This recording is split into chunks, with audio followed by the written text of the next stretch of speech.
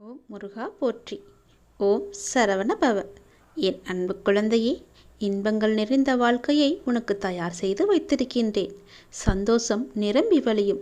என்னை தொட்டு அதை நீ பெற்றுக்கொள். உன் மனநிலையை நான் அறிவேன்.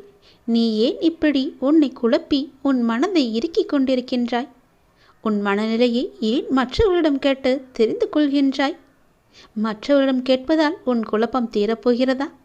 கிடையாதே. உன் கண்களிலிருந்து உன்னை முதலில் நீ பார். மற்றவர்களிடம் கேட்டால் அவர்கள் கண்ணோட்டத்தில்தான் அதற்கான பதிலை சொல்வார்கள். அது உனக்கு சரியாக இல்லாமல் கூட போகலாம். உனக்கான எல்லாம் உன்னிடத்தில் கேட்டு உன் மனதை நீ முதலில் புரிந்து கொள். அவைகள் எதுவுமே உன்னை எதிர்மறையில் திருப்பாது. ஏனென்றால் உனக்கு நல்லது நடக்கும் ஒரே குணம் அந்த மனம்தான். ஏங்கி நிற்கின்ற உன் மனதை பார்த்தால் என் மனம் துடிக்கின்றது. உனக்கானவையை நீ சுயமாக சிந்தித்துப்பார். அதை பழக்கமாக்கிக்கொள். அதனால் நீ எதற்கும் பயப்படாதே, கலங்காதே, பயப்படாதே, குழப்பமும் அடையாதே. உன்னில் நிச்சயம் வெற்றி என்ற தீபத்தை நான் தான் எப்போதோ ஏற்றி வைத்திருக்கின்றேனே. பிறகு ஏன் இந்த உன் மனக்குழப்பம்? நீ அறிய வேண்டியது என்னவென்றால், உனது செயலில் மனம் அலைந்து திரியாமல் உன்னை சார்ந்தவர்களுக்கும் உனது அருகில் உள்ளவர்களுக்கும் நன்மையளிக்கும் விதமாக எனது மொழிகளை ஏற்று ஒரே நிலைப்பாட்டுடன் செயல்படு.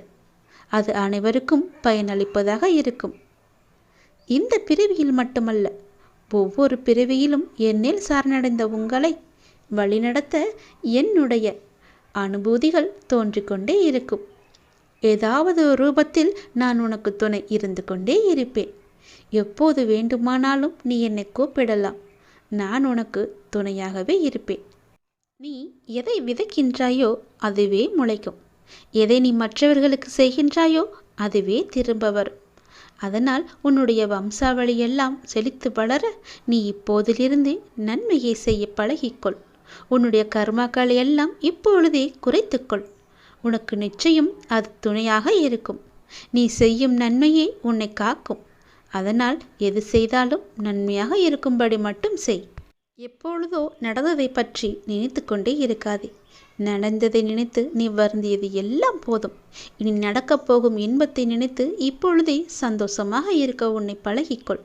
ஏனென்றால் வருங்காலத்தில் நிறைய சந்தோஷங்கள் உனக்காக நான் அளிக்கப் போகின்றேன். நான் உனக்கு அளிக்கப் போகும் இன்பங்களை அனுபவிக்க நீ தயாராக இருக்க வேண்டாமா? வருகின்ற காலம் உனக்கு வசந்த காலமாக மாறப்போகின்றது.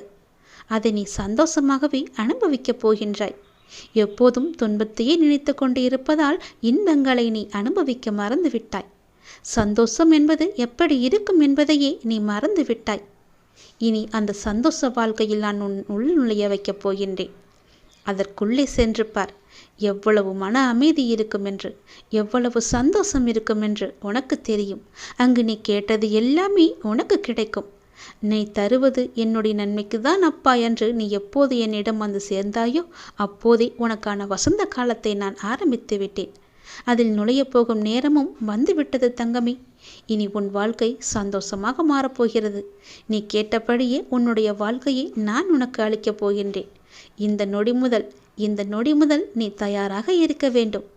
ஏனென்றால் இன்பத்தை நீ அனுபவிக்க இப்போதே உன்னை தயாராக வைத்துக்கொள்ள நான் ஆசைப்படுகின்றேன். சந்தோஷம் நிரம்பி வழிய போகின்றது. என்னை தொட்டு என் ஆசையை பெற்று அந்த சந்தோஷத்தை நீ பெற்றுக்கொள்ள தயாராக இரேன் தங்கமே.